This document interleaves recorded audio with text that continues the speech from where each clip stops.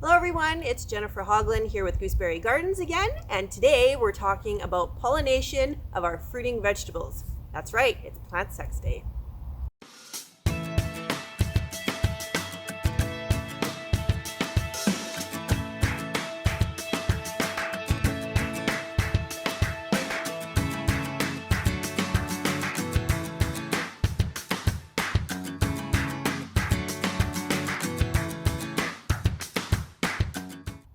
All right, so we're going to start with a squash. This one here is a red curry squash. And the first thing we need to do is figure out the boys and the girls. With squashes and melons, it's really easy to tell male flowers from female flowers. So this guy here is a male flower, and we can tell because there is no fruiting bump just behind the petals here. And if we go to a female flower, over here, this one's a female, and notice the very large fruit that's starting to form right behind the flower there. Okay, really obvious, really easy to tell. So if there's a fruit behind our blossom, it's a female. If there's not a fruit behind the blossom, it's a male. Okay, all we need for this is a paintbrush. You can steal one from your kids' paint sets, just a nice fluffy paintbrush. You can also use a cotton swab like a Q-tip. That works really well as well. And all we're going to do is take some pollen from our male flower and wipe it all over the inside of our female flower. All right, so we're going to go back to the male flower here. So this one's the male. Okay, so all we're going to do is take our paintbrush and we're going to get inside here, okay, and get a bunch of pollen on our paintbrush. So you can see the yellow pollen right on there. Okay. That's the pollen from our male. And then we're going to take it over to our female flower. And all we're going to do is dab that pollen right on the inside. There we go. And voila, plant sex. Okay, you can go back to your male if you'd like. Take some more pollen and do any other female flowers. All right, and just keep going back and forth between your males and your females. All right, and that is it for our red curry squash. We're going to look at a couple others now, okay?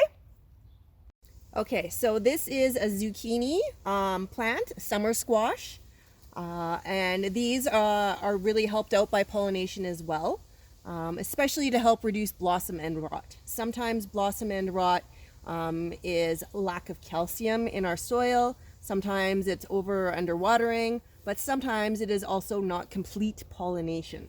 So I like to help out the bees a little bit with my summer squash as well. I don't have any male flowers that are in full bloom right now, but I do have a female, and I just wanted to show you the difference between the female blossoms and the male blossoms in zucchinis or summer squash. So this guy right here is a female, and we can tell because there's a zucchini starting to form right behind it. Okay, so compare that to a male flower. So this is a male flower starting to form, no zucchini, little baby zucchini behind it. Okay, there's another male flower right here.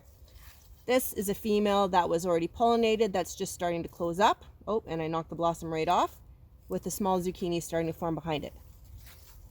This one back in here, this is a female. Can we see this one? This is a female blossom starting to form. Okay, it's just beginning, and you can see little baby zucchini forming behind it. Okay, so female blossom in full bloom. Male blossom, okay, and another male blossom just starting to form.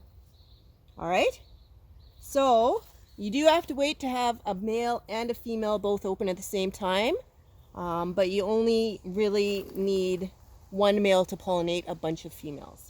Okay, so this type of pollination, hand pollinating, with help from us humans, is great for all of our squashes, both winter and summer squash. It's great for melons, and it's great for cucumbers. So we're going to go look quickly at cucumbers next. Okay, we're going to take a quick look at a cucumber just so you can see what male and female flowers in a cucumber looks like. Okay, so this flower right here, this is a male cucumber flower, And it has a little bulb, but it doesn't have a little baby cucumber. This is just the base of the flower right here. So we're gonna go in here and we're gonna take some of our pollen from in this guy. Okay, maybe get in there a little bit better. Take some of our pollen from there, and then we're gonna transfer this onto our female. Okay, now this is the female cucumber flower, and we can tell because there's a little cucumber forming right behind it. All right, so I've got my paintbrush with my pollen on it, and all we're going to do is give it a little rub inside of our female flower and get that pollen on there. And that's it. Okay, so as I mentioned, this works well for all of our squashes, winter squash, summer squash, works well for melons, works well for cucumbers. Always helps a little bit to make sure that we assist our bees and our other pollinators a bit. Also helps, of course, to plant companion plants that attract pollinators very closely to our plants that need pollinating, so our fruiting vegetables.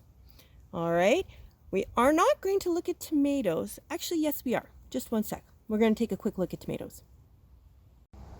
All right, lastly, I'd like to talk about tomatoes really quickly. Tomatoes are a bit different than what we've talked about before. Instead of having male and female flowers, tomato flowers have both male and female parts all together in every single flower. So we don't have to find a male and a female and cross-pollinate them. All we need to do is give each flower a little shake. So you can actually take your tomato stem and shake it a little bit like this, or you can just get in there in each flower and give it a little kind of toss around with your paintbrush if you'd like. I find it easier, especially because there's lots of tomato flowers. Just give your little plant a shake, and what that will do is loosen the pollen that's in here, and the pollen within each flower will fall onto our female parts, and pollination is done. So really quick and easy. This works for tomato plants. This also works for pepper plants and eggplants, tomatillos, everything within that Solanaceae family. Okay, so really easy. So that's it for our pollination of our fruiting vegetables today. I hope you learned something new. If you have any questions or comments, please feel free to comment down below, or you can always go to our website, www.gooseberrygardens.ca, and we'll see you next time. Yummy gardening, everyone.